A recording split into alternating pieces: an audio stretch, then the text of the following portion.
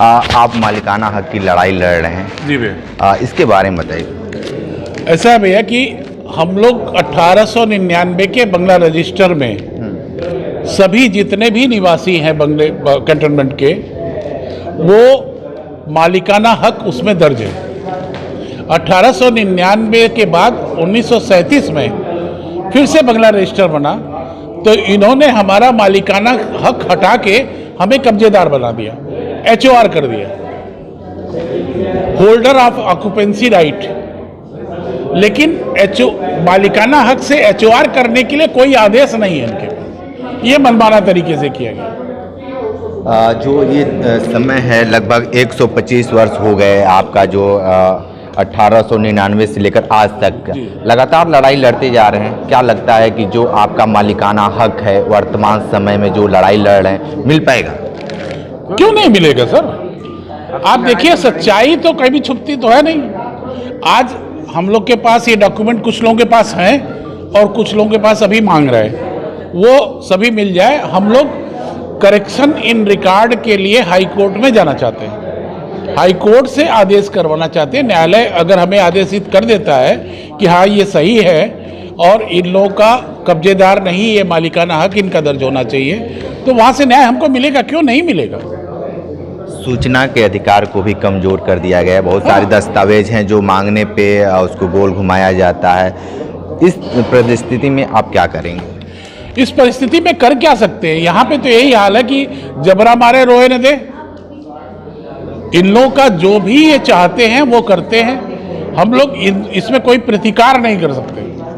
दिक्कत ये है, अगर आप प्रतिकार करेंगे तो आपको रिपेयर नहीं करने दिया जाएगा, आप कुछ नहीं कर सकते।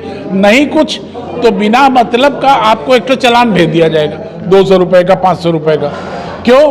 कि भैया सफाई, वो वहाँ पे सफाई नहीं थी आपके यहाँ, या आपने बाहर जबरदस्ती झूठा बता के कूड़ा फेंक दिया जी, 500 रुपये का चालान भेज दिया। हम लोग आज़ाद देश में कैंटोनमेंट के गुलाम नागरिक हैं, पाकिस्तानी जैसे होते हैं, ट्रीट किए जाते हैं। इनका कानून अलग है, इनका सब कुछ अलग है, और उससे हम लोग हमेशा प्रताड़ित होते हैं।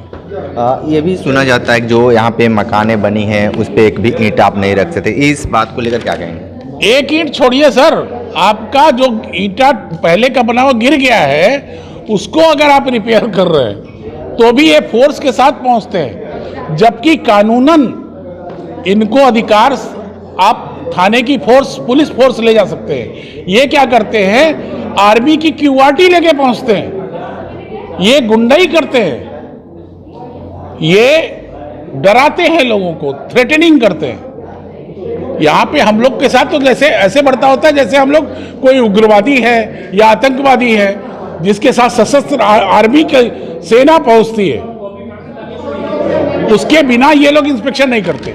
इनसे कोई पूछे किस नियम के तहत आप ये कर रहे हैं? हमने RTI लगाई थी, हमने पूछा था कि आपने किस नियम के तहत हमारे ऊपर आर्मी की QRT लगाई? सब जवाब दे गए, नहीं हमने नहीं लगाया, DO ने लगाया। DO से पूछा तो उन्होंने मैन्यूस्क्रिप्ट लगा के लिख के दे दिया, जो यहाँ के उस समय के CO ने QRT की डिमांड की थी। रक्षा मंत्री राजनाथ सिंह से, उनसे कभी क्यों आप लोग संपर्क साधे कि नहीं? रक्षा मंत्री जी के पास हम लोग ने लेटर लिखा, शायद रक्षा मंत्री जी के पास वो हमारा लेटर नहीं पहुंचा है। उनके नीचे जो उनके ऑफिस में ब्यूरोक्रेसी है उन तक ही पहुंचता है और वहीं से निस्तारित हो जाता है, और हम लोग को कोई रिलीफ नहीं मिला।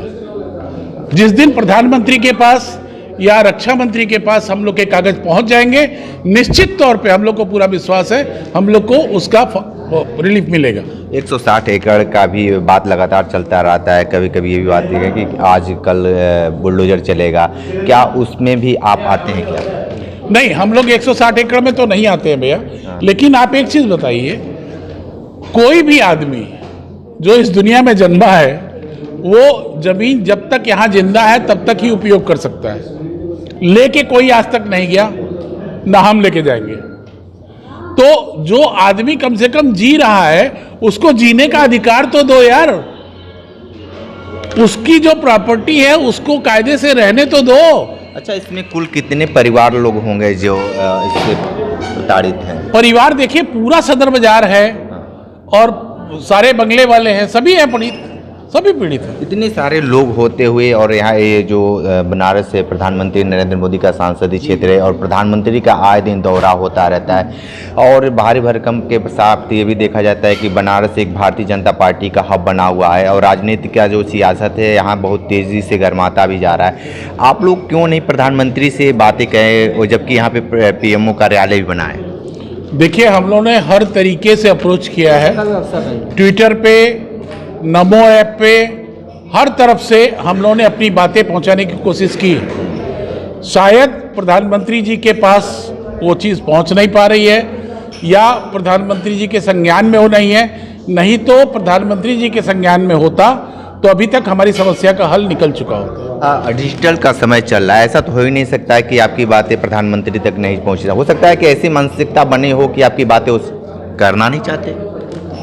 हो भी सकता है, हम लोग ऐसी कोई पॉलिटिक्स में नहीं पढ़ना चाहते हैं। हमारा मतलब हमारी वो गार्जियन है, हमारे सांसद है, तो एक सांसद के तौर पे, एक गार्जियन के तौर पे हम अपनी बात उनके पास पहुंचाना चाह रहे हैं और हमने हर वो तरीका अपनाया जिससे उनके पास बात पहुंचे।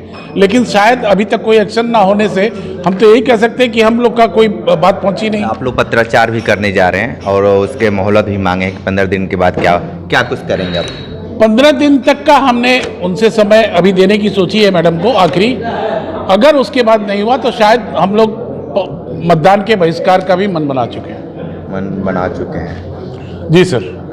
ठीक है, तो देखिए मलिकाना हक की लड़ाई लड़ रहे हैं और आपको बता दें कि हर लोग अपने को सुरक्षित रखने के लिए लड़ाई लड़ता है, लेकिन जिस तरीके से सूचना के अधिकार से लगातार उनसे सूचनाएं मांगी जा रही है लेकिन प्रोवाइड नहीं किया जा रहा है, इसकी वजह से काफ़ी अटकलें आ रही हैं। ग्राउंड जीरो से रिपोर्ट कर रहे थे, तो हमारे साथ बने रही कांडी बनारसी के साथ में दीजिए इजाज़त। नमस्कार।